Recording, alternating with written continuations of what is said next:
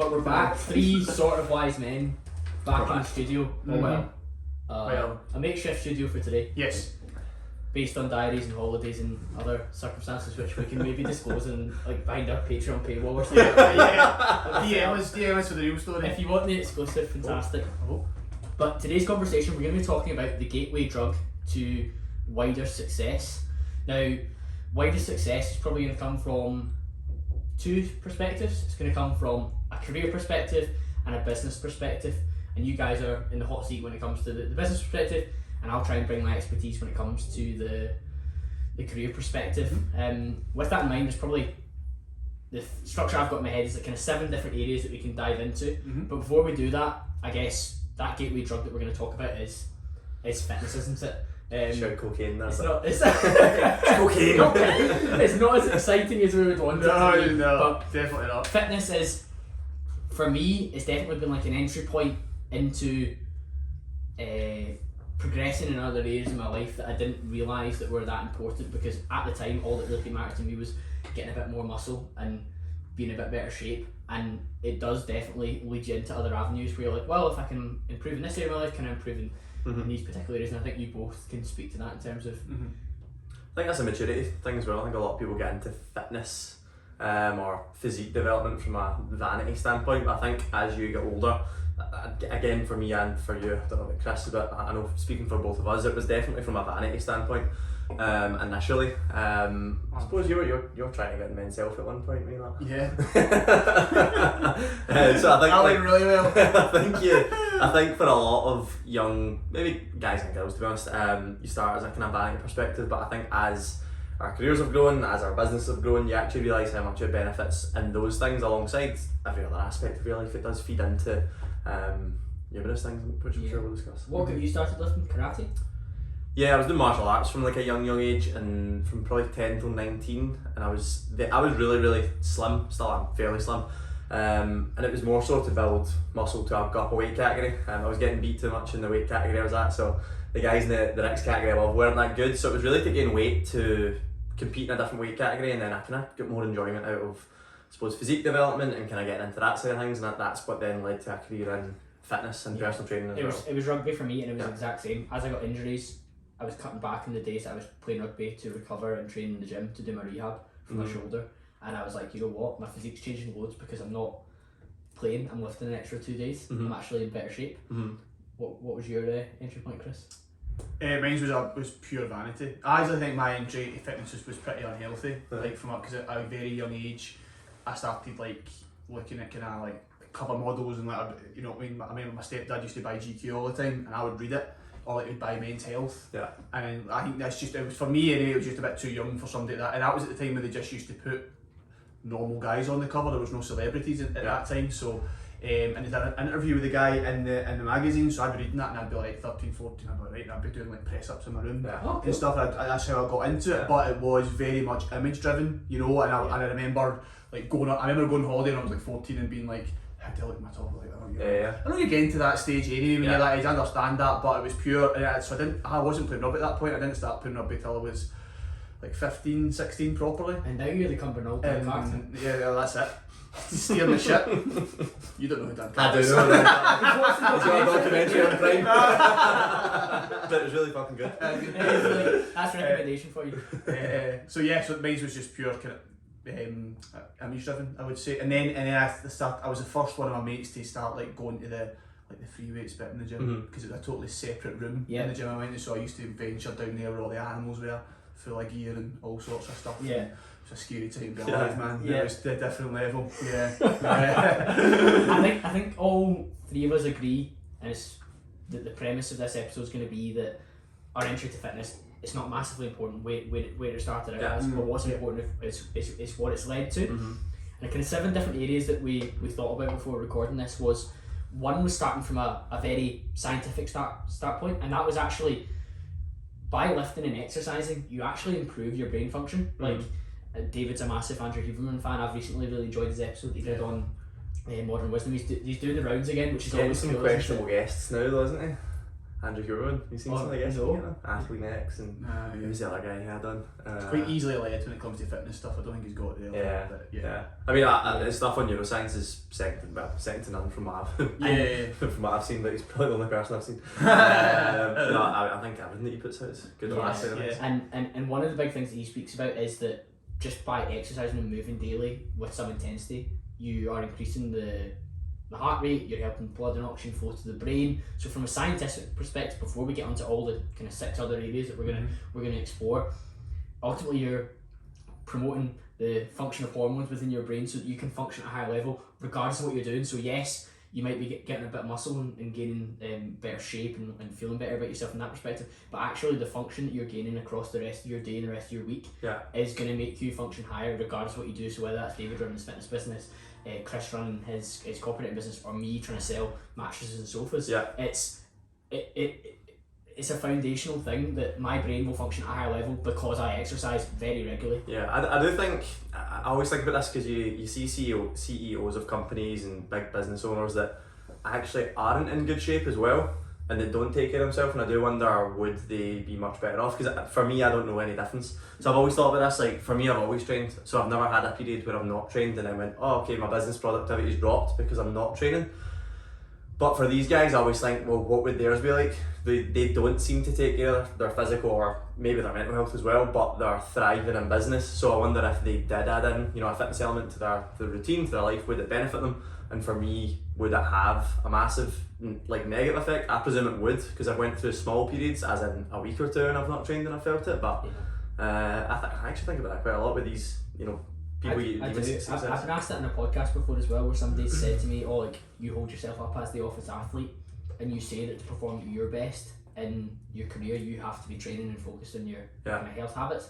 And I'm like, I'm speaking from my perspective and the perspective of the majority. I can't speak to everyone. Like, there's always going to be there's guys that do my role, business development professionals, who will outsell me, who are maybe obese, abuse substances, don't sleep 8 hours a night. But for me to do the best version of Colin Campbell, and for most people to do the best version of themselves, they probably should err on the side of exercise. There's always going to be outliers in every situation, isn't there? Absolutely. I think you can't look at it. It's like when Usain Bolt ate chicken nuggets when he ran 100 metre world record. I'm like, well, you shouldn't eat chicken nuggets if you want to perform your best. You're not Usain Bolt. There's always going to be these outliers, like you said. These just exceptional people, because like the people you're saying, people always bring up Warren Buffett and his diet and all of that kind of stuff, and it's like, it's Warren Buffett, mate. Do you know what I mean? Like, that's the top 0.1% of investors ever. And you're going to go and take his. I mean, it's just fucking. So like, just consider yourself as really fucking average, and then do everything you can to get above average. And one of these things is looking after your health and fitness, isn't it? I think that's the way I view it anyway. It's like, I'm actually really not that good just to skirt by without actually doing the things I need to do. So just do that.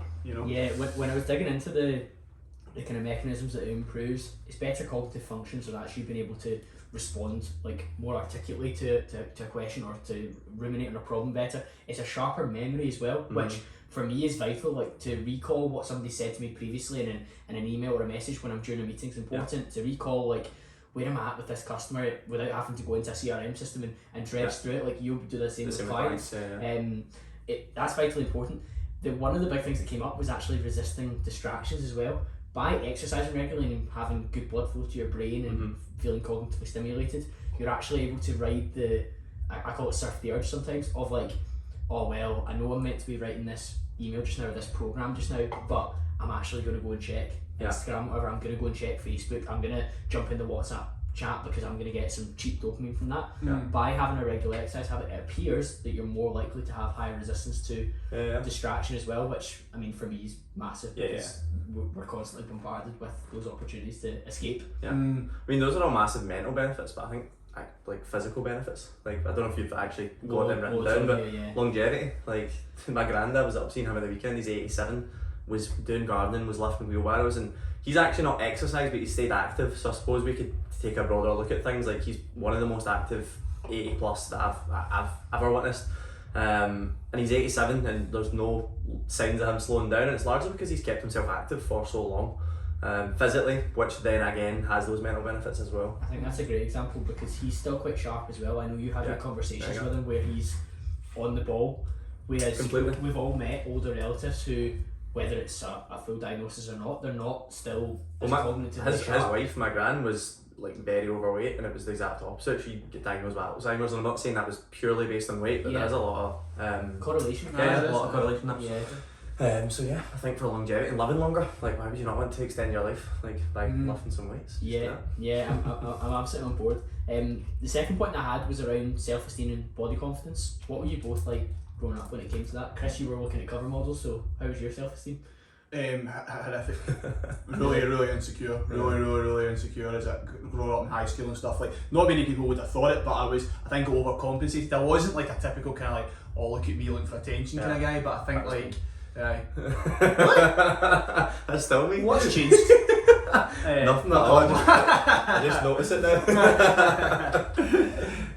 But yeah, I remember being, you know, those kind of weird ages when you're when you're a teenage boy and no girls your own age fancy you, and you're just like looking for that kind of approval sort of thing. And so I would say I was pretty insecure. I would say, and well, maybe not insecure, but I was very image conscious.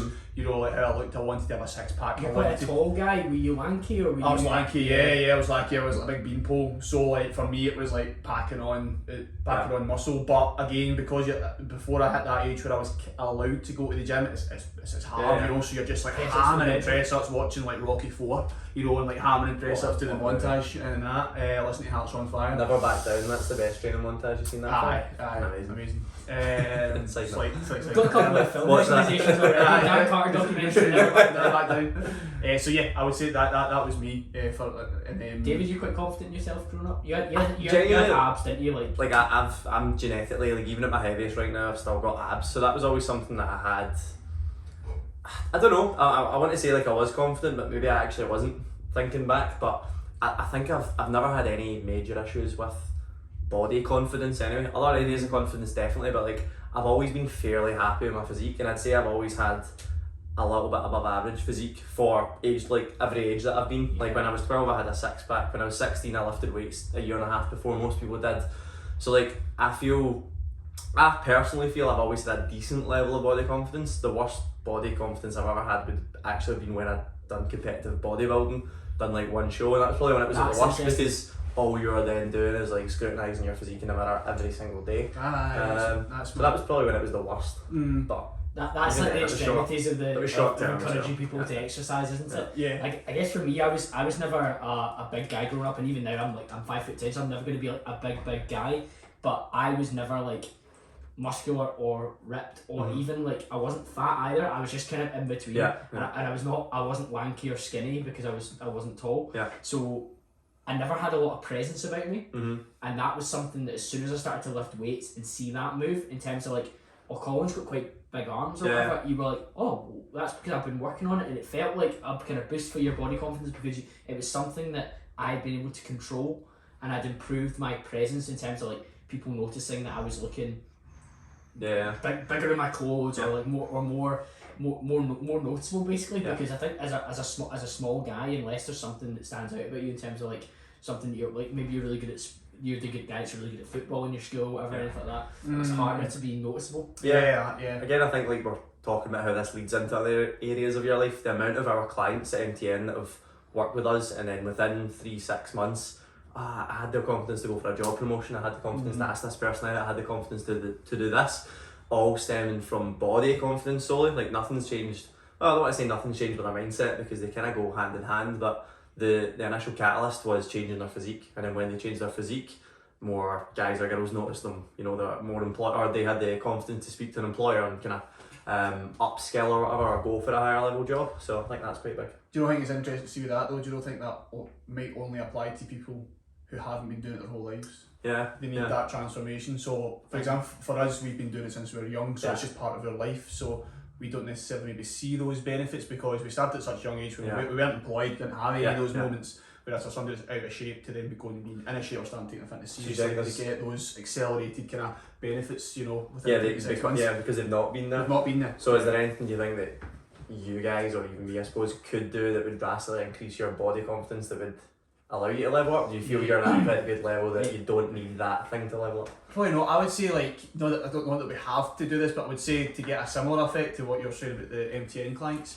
I think it would be doing some kind of like challenge or event of some sort. Yeah. But I think it would have to be, again, it wouldn't have, I don't know if it would, maybe it would be a bodybuilding show, but the first thing I went to was more of an actual like, event. Say it was a triathlon, for talking sake, something like that, something really hard. I've just signed up to something. I'll tell you after this. There you go. No, I'm going to tell you after. But that's like a validation of your physical prowess. Yeah. So it's not just a validation of like how you look, it's a validation of like I've Pretty perform my as well. body and I've been able to perform, which I think is a big part of it, because like I suppose we're talking about fitness in a very broad sense. We're not just talking about Physique. putting on a bit of muscle, because some of the transformations you get within NTN, of course, their self-esteem and their body confidence should be an all-time high. Yeah.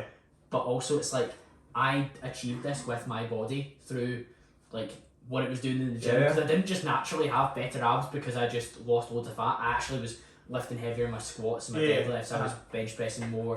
That's all like That's really empowering. positive. Yeah. It's I think strength wise as well. I think like getting stronger. You'll know as well. Like you've been massively into strength training. Yeah. Like getting stronger in a squat, a deadlift. Like it is empowering. You're like, fuck me, I couldn't lift. You know, this 6 months ago, and now I'm like way past that. So it's black and white feedback.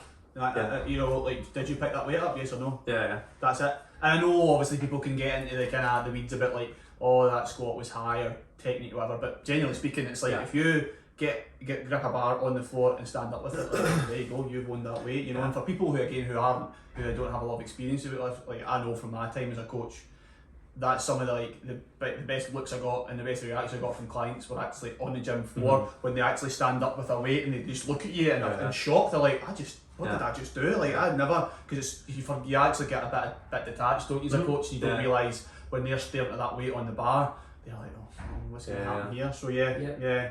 The self-esteem thing's big for me, because when I, particularly in job roles I've done where I've been going into like the finance director and the managing director of like a multi-million-pound company, for me to feel confident in how I look was actually quite important to me. So I wanted to feel good in my suit. I wanted to feel presentable. Now that's obviously comes from wearing a well-fitted suit or whatever, but if you're in good shape as well, you can, like David's wearing a plain black t-shirt for those that are listening on audio, and he looks good in it. The t-shirt will not be like a massively expensive t-shirt, whereas like some guys will like spend a fortune on like the latest Palm Angels t-shirt or something like that because they assume it will make them look good. But see if you get in shape, and they you make most clothes look pretty good, don't you? Like, no, you're absolutely right. Okay. A plain t-shirt, yeah. So I was able to go into meetings with these high-powered guys and feel like I could command their respect because I was able to master a particular domain in my life in terms of I was turning up in shape, presentable, ready to present myself. So like they're like, okay, well if he can govern himself in that particular area, then of course he can speak to me about this. Now that's wrong, but there's all sorts of assumptions when you show people images of overweight people and images of lean people. The words that are used are completely different to describe them. Lazy, untrustworthy, gregarious, outgoing, successful are terms that are associated straight away. Now we can argue about the societal wrongs and rights of that if you want to, but if I can fall into that camp, then it puts me at an advantage and also makes me feel good going into what is a potentially nervous situation. Completely. I think for me in the fitness space, and I mean we rant about this all the time, as a coach, like you should be setting a good example to stay in shape, and it's the easiest way to pick up clients. So this is a bit of a tangent, but for us it's like people are more likely to train with us as coaches if we look good, we've got abs, we are ripped, you know, we can perform well, than they are if it's like you said, it's someone that is overweight or someone that doesn't take care of themselves. So from a coach's perspective, so I know you've actually got a lot of coaches that are listeners, like it's the easiest way to build a fitness business. Get yourself in shape, document it, show your clients that you've done it, and also just set the fucking example. Like it really does, it frustrates me that coaches don't keep themselves, or at least get themselves into phenomenal shape at some point in their kind of coaching career. Yeah. No, bang on. the point you made about clients achieving like a particular like strength goal was quite important, Chris, because for me it's maybe an area where they've never had any form of control or feedback before in terms of success. So you will work with people who have kind of drifted through, and then they've been like, well actually I started doing strength training and I can see my numbers going up on a Monday or Wednesday, so I can go into work and be like, I'm actually quite good at some things, rather than just maybe, I'm quite timid, quite reserved in these things. So I certainly find that having relative mastery or control over one area of my life, which is physically how I look and how I feel and how I train, has helped me with that. And it's interesting, like, you sometimes get respect from people who have like massively out-achieved you in particular other areas, but have never quite got the head round the physical aspect. So they're like, they kind of look to you to be like, okay, well, I respect you on this level, so we can have a conversation about something else. And like, I've recently spent some time with somebody who's financially like crazy success, but he was like keen to like find out like how I manage like my body basically, and he was like, how do you achieve what you've achieved with that? And I was like, well, I'm in awe of like a lot of what you've got, but him having a level of respect gave me self-esteem about, oh well, because I'm good at this, then maybe I can talk to him about other things. And he didn't maybe talk down to me in the way he might have done if I didn't have something that I had mastery over, I suppose. I get that, and it seems easier to like master your physical self than it seems to master a lot of other things. Yeah, I think people do naturally have respect for that, 'cause I think, especially something like that, if you have some kind of idea of, or you have some kind of ambition to do it yourself and you've not done it, you're always going to have respect for somebody who has, aren't you? So you're always going to at least have the conversation and ask the questions, you know, to kind of get those insights. Especially somebody like that who's like you say, like driven people, because I've met there's a few people similar to that, or I've coached people like that who have got like massively successful careers and they just can't get their shit together when it comes to their health and fitness, you know. So they're, like you say, they're always like, they're willing to bow to you. Oh yeah. As soon as the topic shifts to that, so you almost feel a shift in the kind of power dynamic in the conversation, don't you? And they're just like hanging on your every word because they just want that those insights from you, you know. Yeah, it's really interesting. Talking of mastering things, I think the third area that we can go to is like actually the art of mastering and setting and then achieving goals. Because sometimes you might have somebody, like you say, we're talking about the strength element, they've never set a goal outside of, like, well, maybe since school to pass this exam, and you're okay, well, that's like a tangible goal. Whereas like when you enter the real world of business and careers, they've maybe never set like, oh, in 12 weeks I want to achieve this, or in 10 weeks I want to achieve this, or in 6 months I want to achieve this, and in a year's time I want the deposit for my first house. Like, some people are terrible at ever setting a goal, whereas in fitness you're kind of forced to be like, here's a goal, it's time sensitive, here's what's going to happen in between, and by going through that process you actually like start to learn about maybe like what's the feedback loop. Yeah, I think for me it taught me a lot about reverse engineering, to be honest, because any of my fitness related goals, I would say, you know, I want to achieve whatever it was, X amount of muscle or X amount of weight on a deadlift, and then I go, okay, how long is that going to take me, how many weeks is that going to take me, break it down into training cycles, break it down into blocks of nutrition, and then really just work your way backwards. And then when you start, I suppose I focus much more on physical success before business success, so I had more experience in building my body than I did before building a business. But when I started to build a business, it was a case of, what can I take from building my body and building my physique? That's literally the definition of gateway though. That's what we're talking about, isn't it? Which is mad how we can actually bring it to life. Yeah, so what could I bring from building a body back into building a business? And the biggest thing for me was reverse engineering. Okay, it's going to take that amount of time, you need to achieve these things to then achieve that one thing, which is going to help you do this big end goal. And it was just working backwards. So everything I kind of took from building, a chest and a back, I've not got legs yet, was then put back into like, okay, what do I do for business? Okay, I need to do, this is my big goal, here's some smaller goals, it's going to take 16 weeks, this is going to take 8 weeks, blah blah blah. So I think it was very useful in that sense. I think physically the work also never stops. So like, I don't know about you two, but I'm never going to be fully 100% satisfied with where I'm at physically. So it also helps to like master the art of like the kind of ever moving goalpost in the future, to be like, okay, well, I'm actually going to need to keep striving for this.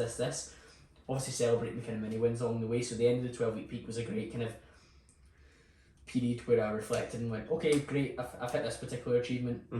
But then from there you shift your goalposts again. And if you're doing that in your career and your business life, that's a really healthy position to be in as well, because you recognise, yep, I've had this like fantastic quarter, Q1 of 2022. Now what's next? What do I move on to? So like the feedback loop is there, where you're setting goals and you're working towards them, and I really like the term reverse engineering. Chris, what have you kind of experienced when it's come to like goal setting, in terms of like what have you learned from setting goals within your fitness life that you've implemented into Savage Scholar?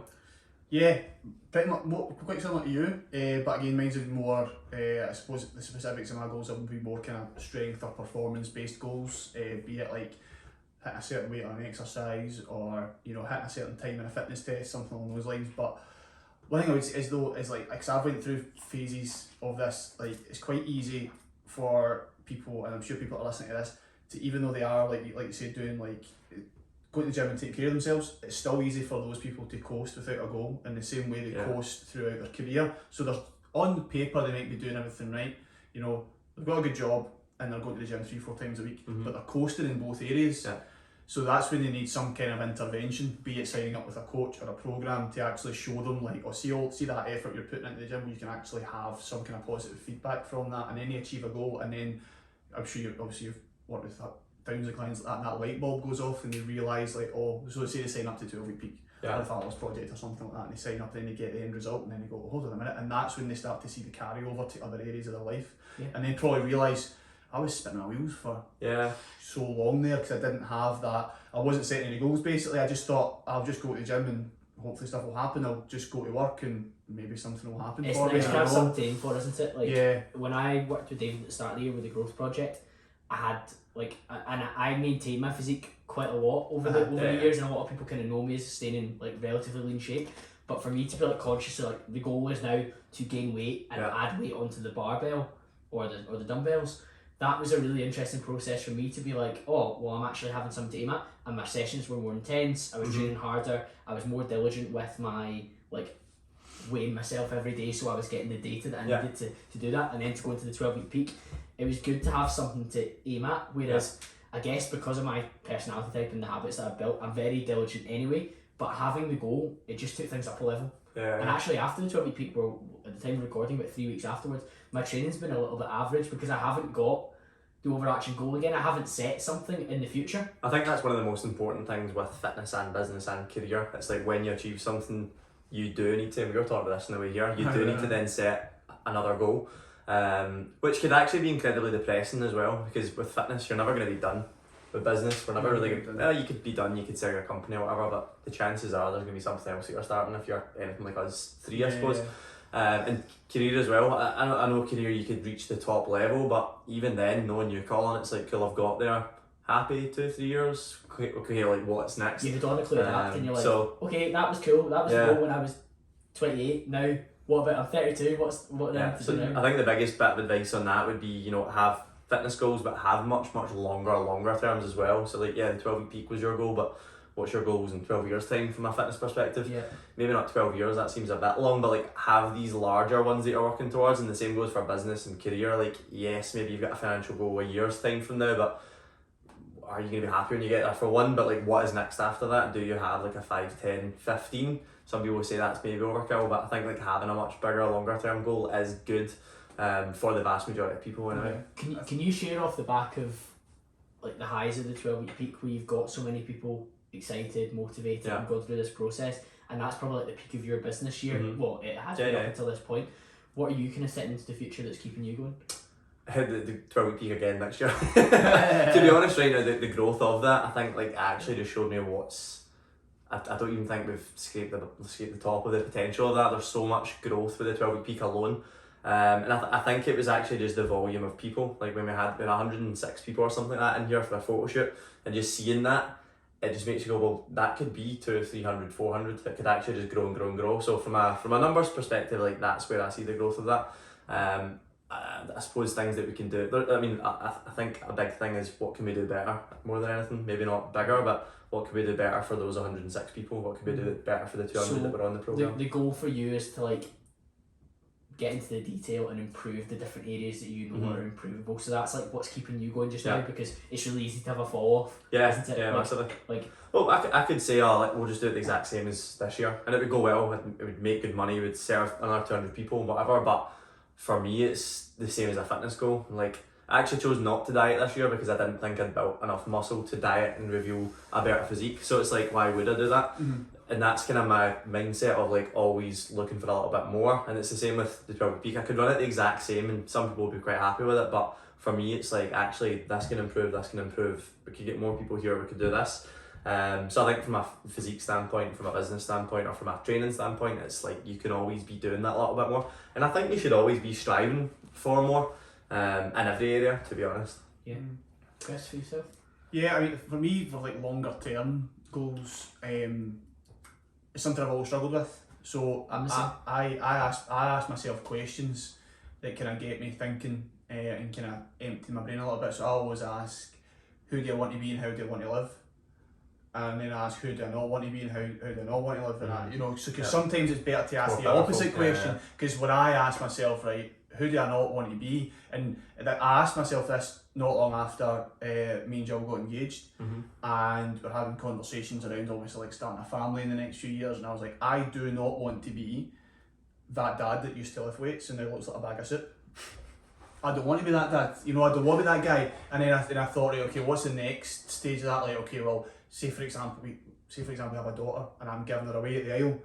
Do I want to be standing up at her wedding looking and feeling like shit and not being able to give a good speech and just being a bit, I know it sounds very dramatic, but that's the way I thought. I was like, well, I know, you know, it created a visceral reaction. It did, and that really flicked a switch for me when I realised, I think it's probably more powerful when you shift into a new phase of your life. Obviously when you get engaged and things like that, it's a big life event.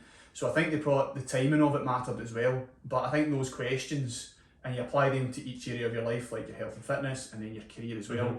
So, you know, I asked myself, like, with my career, I was like, okay, well, who do I want to be? I was like, I don't want to be that guy that had a chance at having a successful agency and fucked it. Yeah. And now I actually had this kind of vision in my head of working in an office and then somebody being like, oh, Chris used to run his own business. Oh, goodness me. How did that feel? Oh, man, like, I was like, I was so fired up, you know, I was like, fuck that, like, good shit. Like that yeah. I remember, Dad, did you used to lift weights? Right, I used to lift weights, son, aye, well, look at this, what I bought and paid for, pat your belly as if it's a sign of a badge of honour, you know what I mean? You get guys like that in the gym though, like, they'll say to me, like, oh, I used to be in shape like you or something like that, and you're always like, I mean, what happened? What did you let happen? Like, what did you lose? Oh, kids came along and became more important. You're like, well, like, you probably could have maintained. Like, maybe you wouldn't have built more, but you probably could have like improved in some ways. I think you need to get ahead of that because it is coming. Like, those excuses could potentially be coming for you, because if those guys that are saying that, you know, oh, I used to be in shape or I used to do this, it's like, rather than saying like, I think he's talking shit, believe him. Believe him, like, take him seriously, because that could be coming for you. So rather than like dismiss the guy and maybe get a little bit complacent, maybe get ahead of it and like what like I'd done there, put yourself in those uncomfortable thought exercises and be like, that could be me. And what steps do I need to take to make sure it's not, basically. I really like that exercise and making yourself feel a bit uncomfortable to assess these things. I think that's more motivating or certainly more impactful than the positive things, I would say, when it comes to goals. The fourth area that I was thinking of, and we probably touched on elements of this, is just forming stronger habits. So I've learned through fitness that having strong habits means that it's actually a little bit easier to hold on to what I've got or to drop the hammer. So everything got turned up in terms of my habits for the 12-week peak to more extremes. But in my business development career, things get turned up at particular times of the year in terms of like, I need to make more phone calls during this period because that's a cycle when people will be setting their budgets to spend money with me in 3 months' time. Or during this period when people are spending money, I need to be touching base with all the people that I had conversations with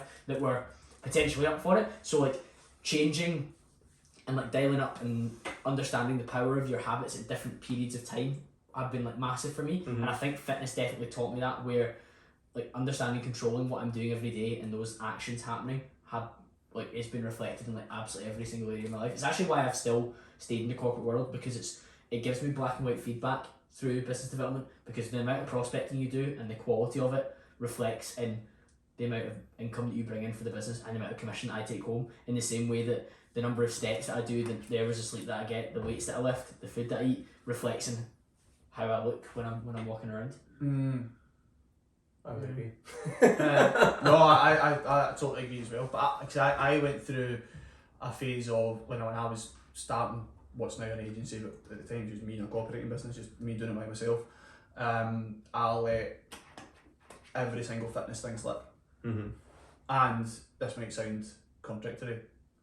It worked, because for me, I was just going all in on something that had to work. I put myself in a position where this is it, this needs to take off. But it only worked to a certain point, and then I realised... What habits fell off then?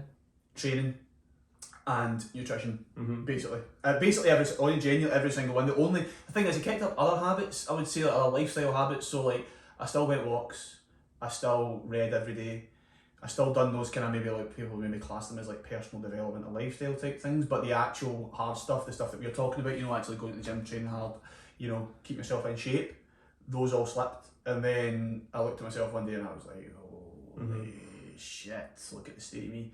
And again, that's by my personal standards, you know, maybe by others, they probably would have been like, what the hell's, but like by my standards, I was very much out of shape. So I've been in that position where like, I definitely did let things slip for what I perceived to be a greater goal. But looking back, I shouldn't have done that. I didn't have to do that. Again, for me, it was more like every single minute I spend away from this laptop, not trying to build this business, is time wasted. Whereas I could have probably had more productive time and better quality work building my business if I actually just maybe took an hour to go to the gym and even if it wasn't the best workout in the world, you know, even if I went and, you know, got some kind of training in. Yeah. Maybe I'm wrong, maybe it wouldn't have, but it's a weird one for me because I've actually never stopped training. See, because I've trained from like the age of maybe 9, like 5 times a week from like martial arts. Yeah. And that.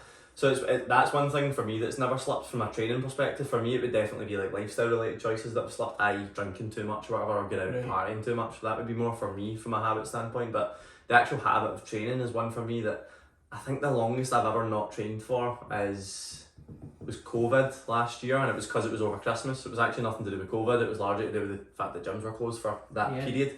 So it's definitely not something that I've let slip to then go, oh actually that's affected me personally. So if you've maintained that fitness habit throughout your life then, David, what business habits do you think you need to, have you learned to hold on to? So there's definitely business habits that slip. So I think for me, if I look at like the time frame that I've been training, it's much longer than the time frame that I've had a business. So I think the longer that you do anything, the better you get at it. I've been training since I was 9, like fairly consistently, albeit not the hardest sessions every day of my life, but like I've always trained.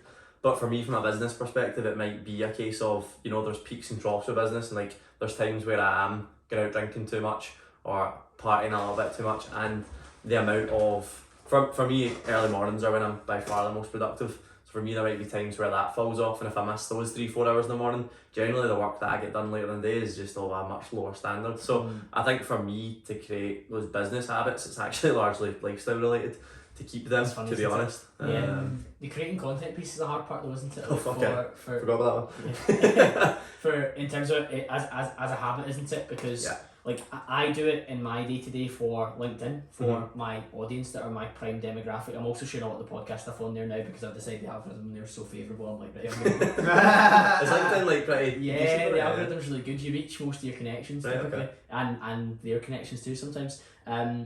But the habit around content creation is probably one of the ones that's like hardest for business to keep up. Yeah. And like Chris goes through bursts as well with his reels and stuff like that. The value of it's so high, but it's a habit that's kind of feels like it's less easy to maintain. That's probably the hardest thing within. You know what? I'm lucky enough now that from a business perspective, I've got people that help with marketing.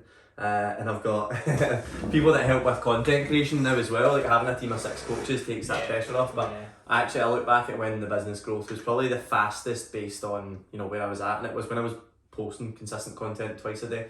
It's like if you look at any growth of your life, like what you do more consistently, you're going to get better results in. And fitness teaches that 100%. Fitness teaches you that. So you've learned in your business as well.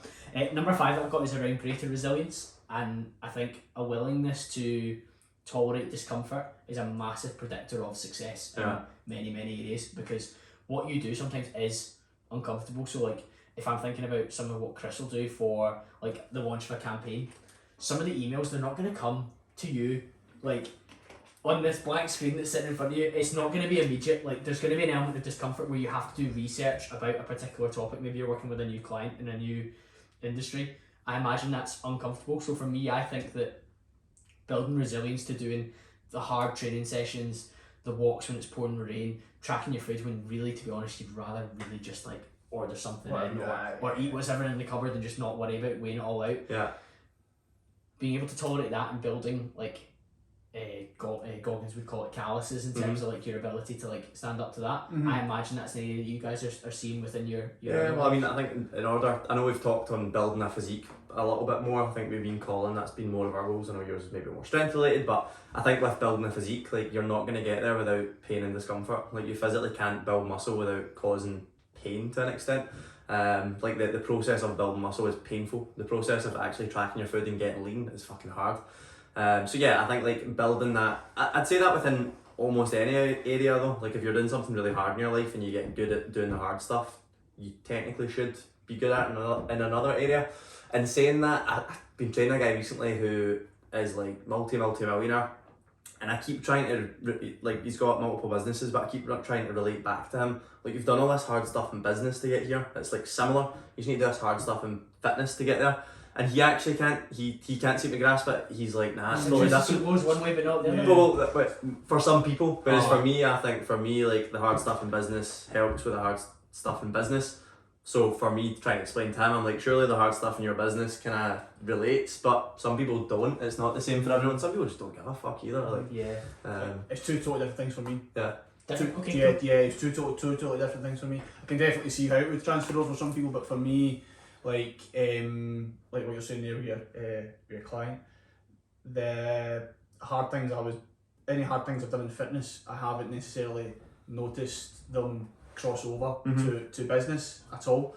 So like for example, the hard lessons I've learned in business through maybe dealing with difficult clients, going through a challenging project, like, you know, all those kind of things. It's mainly been around like challenging clients in my earlier days, because all my clients now are fantastic.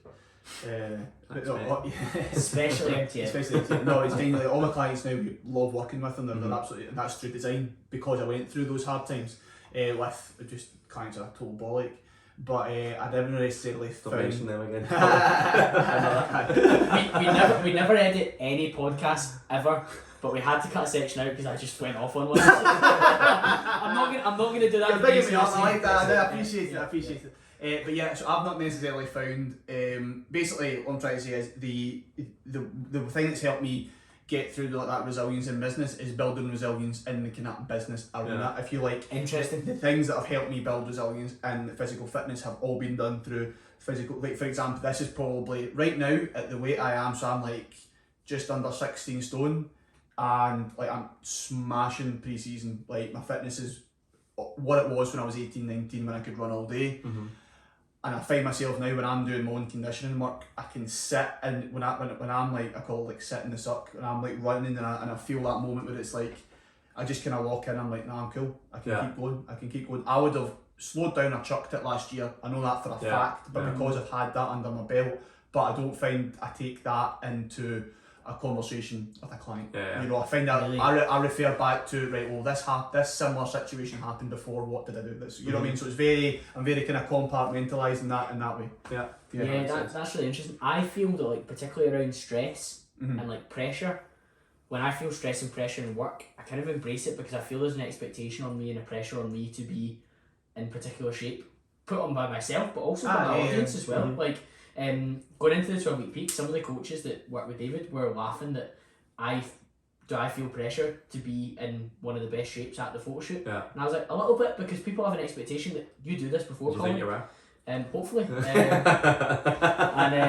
And for me, embracing pressure in that perspective, I quite like that when I go into work, in terms of being expected to be a top performer, in terms of Colin should be near the top of the leaderboard, he should be making the most calls, he should be having the most meetings, he should have brought in the most income for this quarter, or he should have signed up the most new active customers, whatever terminology or KPIs we use. I quite like the idea of, like, I set a level of expectation on myself in one area of my life, and best believe, because I'm confident in that area, I'm like, right, I'm going to apply it in this area as well. So differently, I sometimes break down those compartments and be like, right, that's where I'm expecting myself to be in other areas as well. It's worked well for the podcast too. Like, there's a level of adherence and like discipline that you need within the podcast to keep going, because there's weeks where episodes don't perform as I was hoping to. There's weeks where guests just fob me off and say, I'm not coming, or they ghost you. It's like a high performers thing though, isn't it? Like setting a high enough expectation of yourself within any area of your life, really. So I think that's, I suppose, my frustration is sometimes if somebody's excelling so much in one area, but there's plenty of areas of my life that I don't fucking excel in, so it does make sense to not. To excel in those areas, though, I suppose that's maybe like, there's certain areas that I could work harder and do more, and I don't, but that's maybe because I'm putting so much into business or this. Like, I'm big on, like, you're never gonna have, in fact I reposted a Layla Hormozy video, don't know if you've seen it. She's brilliant. About 20% everywhere, like everyone wants 20% of, you know, 20% business, 20% relationships, 20% health, but that's never going to happen. You're never going to have, or if you do have all those things, it's way later on in life. You need to spend periods where it's 80% on health on that time, and maybe everything else is neglected for a short period of time, so that goes up a level. And then when that's up a level, it's like, well, it's now 80% on business and it's 20% on health or relationships, whatever. Yeah. And then you start to be able to kind of gain that balance and gain that a little bit better in every area. But for me, it's like, if I look at the most progress I've made in one area of my life, it's usually because I went fucking all in that area. And then I look at other things in that time frame and I'm like, okay, relationships were terrible then. Social life was terrible then. My physique was bad. Fuck me, business was flying. Or on the opposite end, if you look at maybe your physique, the last few weeks of dieting for you, maybe your concentration did go in work, or maybe relationships or sex drive did drop a bit. Yeah. But that one thing was way up there. So it's like, balance is that's a brilliant, unachievable. It's completely unachievable if you want relative To be- success. If you want mediocrity, of course you can If be you want balanced. outsized returns, then yeah, you're going to need to. Yeah, you're Yeah. definitely going to need to. Chris helped me edit an email where I spoke about dials on a dashboard, and it's exactly the same. You can say you've got 100 units of energy that you can allocate. You can't have them all turned up to equal 110. Yeah. So unfortunately, the social life might be down at 40 or even less to enable for business to go up or career to go up. So I think that's a really, really vital point. And it also links into number 6, which is appreciation of data. So for me, anyone that's achieved like a physical or a performance improvement will have benefited from managing facts and figures in some shape or form. Yeah. And best believe, by knowing that I can manage those facts and figures in a fitness perspective, I've been like, I should probably manage what I'm doing when it comes to the podcast. I should probably manage what I'm doing when it comes to speaking to clients or trying to close deals as well. So like, how's your appreciation of data within fitness transferred? Oh, massively. Yeah, big time for me, and it was actually finances that helped me manage better. So for me, like with our client check-ins every week, they've got they probably get like 15 to 20 different metrics that they need to like put numbers into, and they need to give me, highest daily steps, lowest daily steps, average daily steps, highest calories, lowest calories, blah blah blah. They've got all these metrics that we monitor and like look at. And for me, it was like, well, they're monitoring these 15, 20 metrics. That's allowing me to see what progress they're making on a physical level. For me, one of my goals was a financial related goal, and it was so for me that allowed me to go, well, if all these metrics and I'm checking on a weekly basis is allowing them to achieve these things, it's common sense to be fair, but like for me it was looking and going, okay, if I track these financial metrics, how much I'm spending, how much I'm making, how much I'm spending in Starbucks, it allowed me to go, right, okay, my financial goals seem much easier now, and that could be with business, it could be with finances, it could be with a lot of different things, but I think the more that you can measure, the more that you can master, and that goes for fitness, but also goes for other areas. That's a great point when it comes to finances, isn't it? Because I think a lot of us are a little bit scared to look at what the differential is. Yeah. Because when I was same with calories, isn't it? Like, yeah. Well, exactly. You've got an allowance. Yeah. In the same way that financially you've got an allowance based off your salary or based off your income from your business, and be like, well, that's rent or mortgage, that's car, that's groceries, and then you're like, well, how much am I actually going to be able to invest? That's how American. This is a worldwide podcast, as you know. But like, what gets measured gets managed or mastered is a great term. Chris, how have you utilised data? Well, yeah, I think like it's interesting both you referred to like black and white data in its purest form, but there's a lot of emotional data, and I think I get more of that in my job. You get in coaching, I suppose, as well. And you will as well through your sales conversations. He's but like like emotions. I'm working on them now. I've been uploading that software. I'm going to make you cry in one episode, that'll be amazing. I've had that accusation a few times as well, to be fair. But I think like in my like with my clients, and if we're running launches and obviously we're trying to help them grow their business, that there's a lot of kind of research involved in incorporating. You're kind of digging into client testimonials, or you're kind of doing that, the kind of hard yards behind the scenes that make the emails happen and make the campaigns be successful. So you're actually reading what people are sharing about your clients' products and services. So you're actually kind of digging into, okay, what's the emotions here? Like, what's really going on? How do these people really feel? So I think there's maybe a little bit of an element of that. Like, you get good at kind of deciphering people and what they actually mean, and when they're sharing their feelings on a particular product and service. But then there's also the cold hard side of like what I do anyway, which is like opens, clicks, sales, all of that kind of thing that comes into it. So I probably get a lot of both. It's like qualitative and quantitative. Yeah, exactly. And it's obviously combining the two to do a good job. That's ultimately what it comes down to. Yeah, I grew up never being that interested in data. and becoming more interested in fitness when there was the opportunity to understand that you could track your calories, you could track progressive overload. My personality's massively shifted that way, and we've done some personality tests in work, and I found that I'm very red, which is one area, which is like decisive, fast paced, like move forward, take action, let's go. But the second part of my personality that's dominant is blue, which is red and blue. Interestingly enough, it's very It was green and yellow. It was fucking green and yellow. He's just colourblind. Exactly. It's very. Do the test again. It's very interesting that that side, the blue side, is analytical and data driven. Right. So like, I'll take relentless action once I'm convinced of the business case through the data. Yeah. So like, David could maybe tell me in the build up to the final week of the 12-week peak, the data says that you should be doing this, Colin, and I'd be convinced of it. But if he just told me, Colin, you need to do this, I would disregard. I'd be like, don't just tell me what to do. Like, although I've got respect for his status, that would help. But if somebody randomly like tried to change my mind on something about like maybe how I set up the podcast or whatever, and he didn't show me data to be like, oh well, it might increase your listens or it might improve the value to your audience through this, I'd be like, okay, I'm willing to listen. But I find that data now gives me the comfort to make decisions based on that, and a lot of that's come from health and fitness. Like, for me to change my program back in the day took a lot for me to like accept that, because I was like, oh no, that's not the best way to. It's like monitor and scale weight. If you've got that reading, it gives you different data. That okay, I need to put my calories down now. And some people can find that quite difficult, because I think the data doesn't care about your feelings. Facts don't care about your feelings. And like, if the data says that your email style that you're doing for a particular client, Chris, is having like a really poor opt-in rate or a poor click rate, you're probably like, that's a little bit upsetting, because that email works for these 2 other clients that are in your same niche, and I expect it to work. But absolutely. You get a lot of that. You do get a lot of that feedback. I think like the one thing that you do have to, well, I suppose this is might be too specific for my industry, but like, sometimes you do get that feedback, but then there's other parts of the puzzle that you don't really know about. There's other things going on that you don't know about, and then you find out that and you're like, okay, well maybe this was the issue. It wasn't actually the email. Fitness as well, though. Yeah, it could be. Exactly. You know, like, for I don't know, like, I know you've had obviously Aaron on, guys at the physio clinic. Like, I'm sure like when people have been convinced that, like, I went to Aaron, he fixed my leg. Like, my leg was just like, I had a shooting pain up and down near my T-band. It was just killing me. I couldn't step anybody.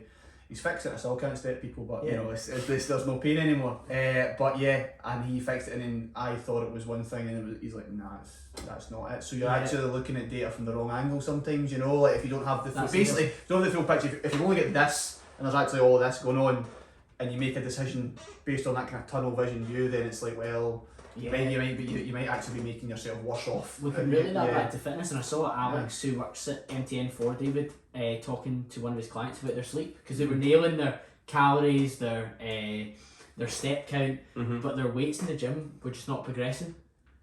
And then he looked at the sleep column, and they weren't sleeping. Yeah. So how can you expect your weight on the deadlift to go up if your sleep's been poor? Because that's a vital component. Yeah. So like it's like having that wider picture, isn't it, in terms of like, what parts of the data am I looking at? It's like having the more data, the better, and to an extent. I know you can have too much, but I think it goes back from fitness to finance to business to career.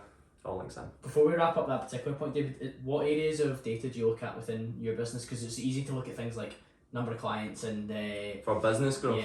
Yeah. We've actually got a scorecard that me and my assistant fill in every Monday. Yeah, here's a Monday. How many times metrics? What? How many times have I text Chris this week? How many times did I text Chris? How many times has he ignored me? He's very attentive, guys. Don't worry. From a data standpoint, do you know it's broken down into different areas? Some of them are financial, so sales on things like fat loss project, growth project. Some of them are marketing, so email open rates, Instagram actual followers, Instagram engagement, things like that. I'm trying to think what else we've got on this.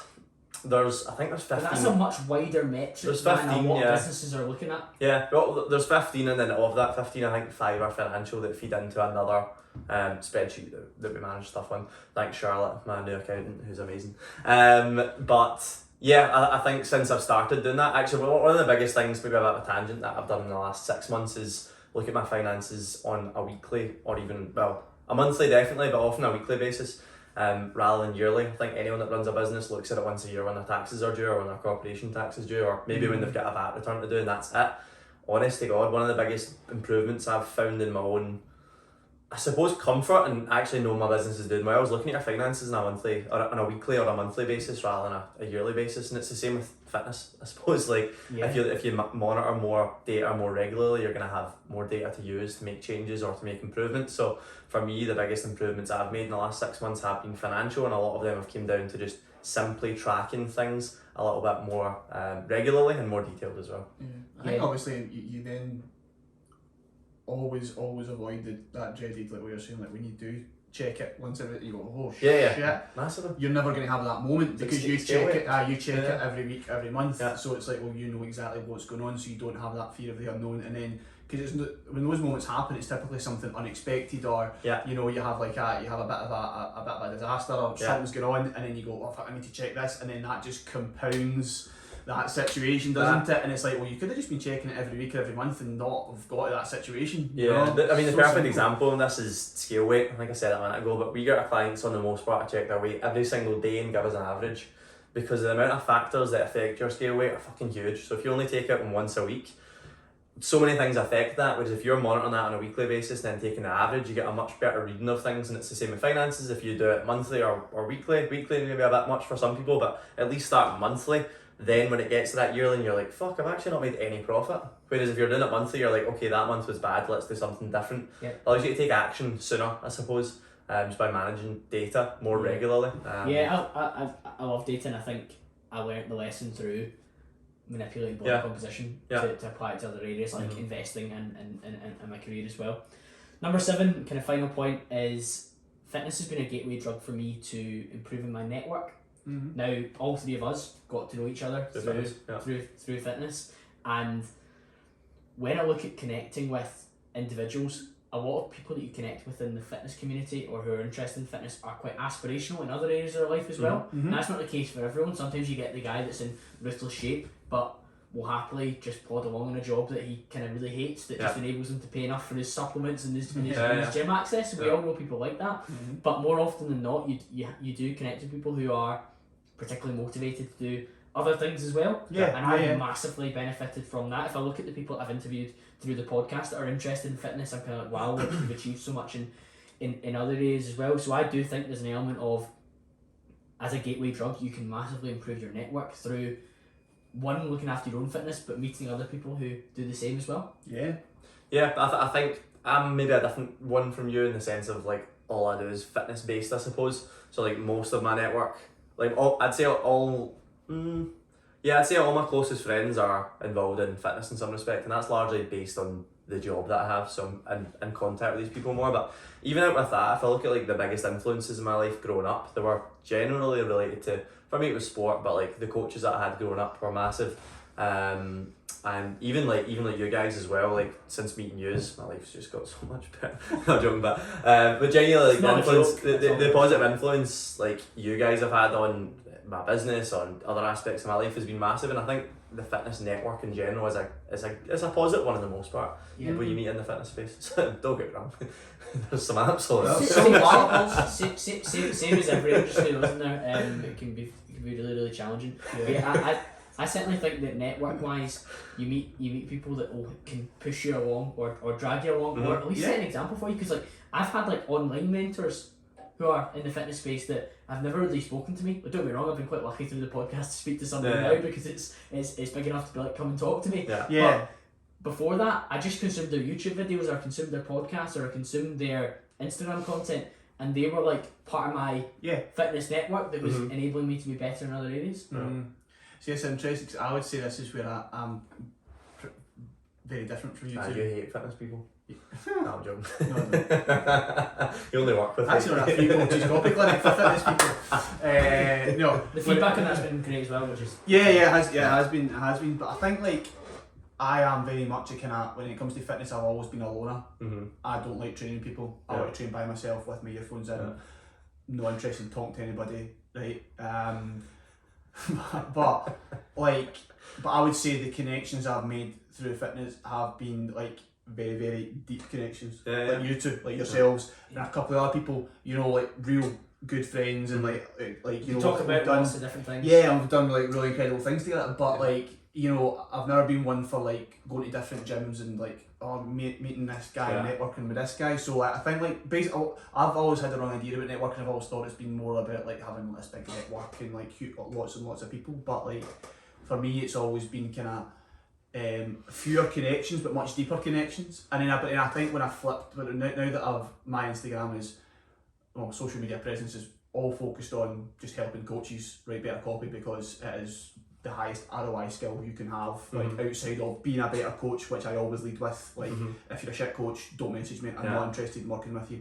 But like, if you're a great coach outside of the kind of business skill set and that side, copywriting is going to really be something that can really change your business. Yeah. So I think I've now built up a network that way, where people maybe see me as, this sounds a bit wanky, but see me as more of an authority in that way, which is quite a strange transition, because I've obviously got coaches, like I say, coming into Copy Clinic, messaging me, asking me questions on copywriting. I've done a few presentations, I've done trainings for coaches, so that's winding my fitness network, but from somebody who is more of like an authority-ish figure rather than another coach. You're like a consultant within that space. So that's what I mean, it's a different, whereas when I was a coach I didn't have anything like that, but now that I'm in my new role, I've now got a network in the fitness industry, which is you know, a bit of a different one, you know. That's, And I guess the network you've got from the fitness industry, in terms of, if you call it Dave's and I, we talk about how to grow Savage Scholar as well. Yeah. I'd say it's rare we talk about fitness, in all honesty. Like, how often do you get together and fitness is the... Do you know what I mean? It's actually not. It's no.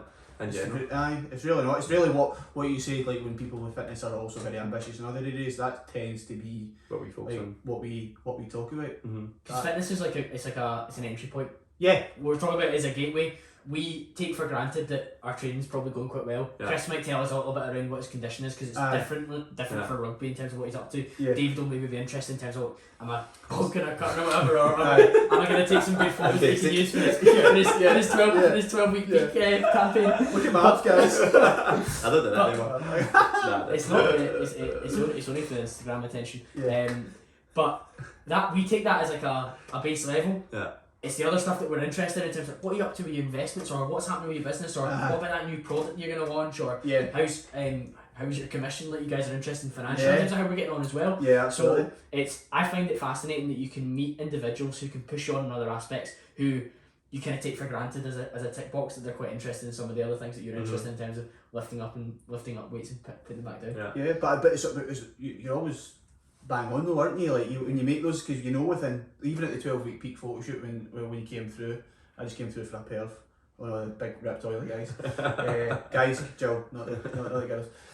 But when we came through, we started chatting to a few guys. Like straight away, you just know you get the same interests. You just know, like within a couple of minutes of conversation, it's like, oh, these guys are kind of maybe like even like reading the same books, consuming the same content around like podcasts and things like that. They've got similar goals. It might be in the fitness industry, you know. It might be like to scale your coaching business or do whatever it is. But like, you just know, you just get a feeling right away. So yeah. I think the community even built within MTN has been massive for clients, like specifically. Like the amount of people that done the 12-week peak that literally still, like it's a month later, 5 weeks later, everyone's still training with each other. Even from last year, a lot of the people that done the 12-week peak or that's worked with MTN, whenever we've had meetups, people gravitate towards each other to make new friendships. And I think as an adult, it's harder to make new friends as an adult. So if you can find that thing that brings you together, whether it's fitness or sport, it's an easier way to make friends as an adult that are interested in, I suppose, self-improvement in general. I suppose, like, we're talking about training as a kind of broad spectrum. I'd see that as like self-improvement.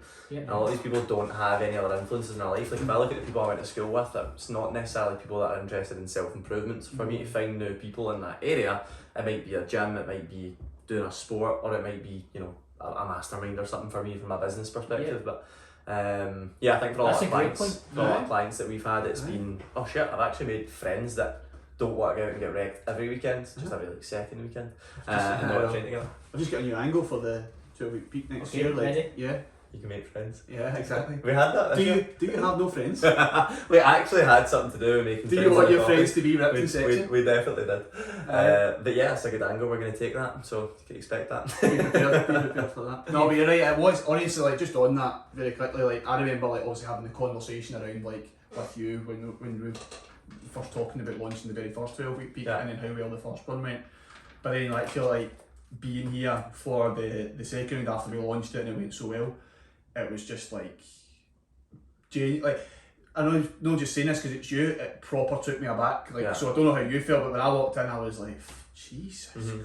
Christ, man! Like the photo shoot, and then the event itself was incredible, but it was more the photo shoot, like seeing how many people were here, and also the level of like condition that people were in was just. Obviously you're part of it, and you're one of those people who are in ridiculous condition. Because I said to Jill, I was like, listen, this is, you can edit this out if you want. I was like, coach, you're gonna be looking at this going, fuck me, like that's not one-to-one coaching, and look at the condition these people got in. Like that's really kind of raised. And the community's a big aspect of game. that. Yeah, it is. I was saying the WhatsApp group, like there were times during the weeks that it was absolutely going off, and guys were like just talking about how they were getting on, and it was other guys, and then David's coaches were chiming in to provide support and information during it, but it was other people just having conversations back and forth about how they're getting on during what is a pretty challenging event. Yeah.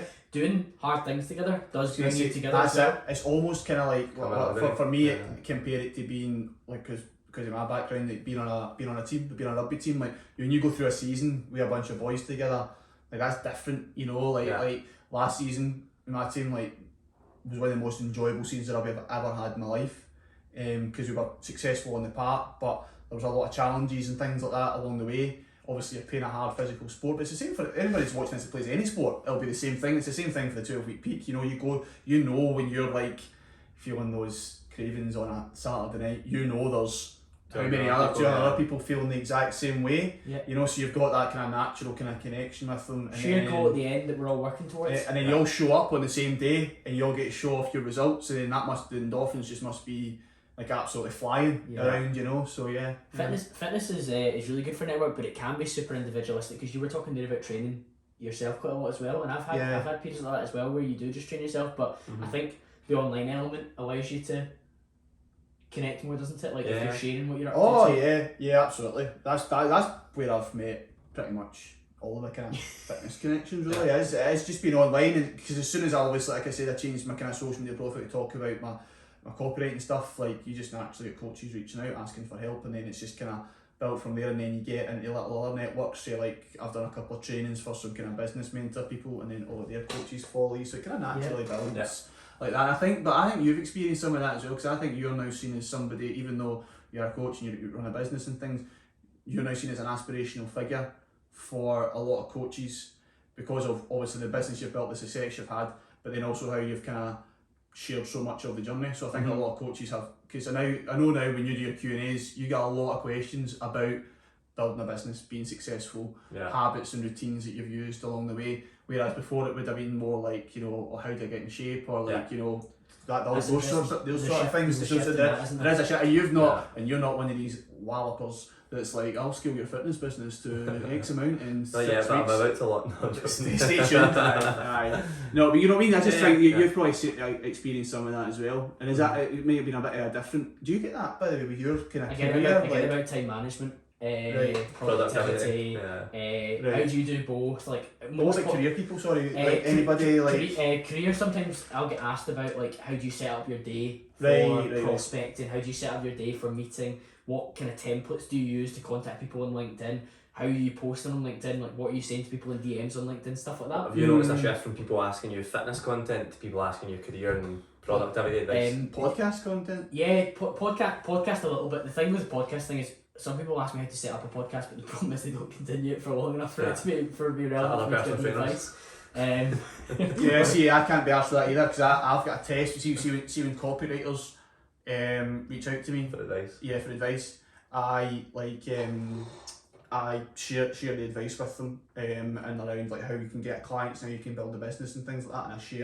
And I share a Google Doc with them, and then I've done this in the past, and then you go in and you can see the history in the Google Doc, and you see they've not been in it and they've not opened it, and then they come back and ask again, and then I just ignore the message. Yeah. Because it's like, I know that sounds really harsh, but it's like I will go to the nth degree for somebody who puts in the work, because I know what that's like to struggle to get your first client for a copywriter, so I've got a real kind of empathy for that. So I'm like, try this, try that, reach out to this person. Have you got pitches? I'll critique them. Like, and somebody like, I've got guys reaching out saying, oh listen, I've had this reply, how do I respond? I was like, this is what I would say. I will literally walk you up to the line to get that client, but if you don't do the first thing, it's like, fuck up, I'm not, you know, if you're like somebody comes to David and buying a 12-16 week block and then never checking in, and then at the end of it being like, oh David, I was hoping if you give me some more advice. And you'd be like, you must be joking. Yeah. I think it's the most frustrating thing in any area of your life. People ask you for advice and you go out your way to give them decent advice. It takes you a decent amount of time to give them and they don't follow up on it. I do group coaching sessions and I've done it in work a couple of times for LinkedIn in terms of how to set up your profile and then like outreach or like in post like styles that you can do. It's very similar to what I would say to somebody trying to grow an Instagram personal brand in terms of like posting the same thing on Mondays, Tuesdays, Wednesdays, Thursdays, so people know what to expect and like different content ideas in terms of like how to set it up.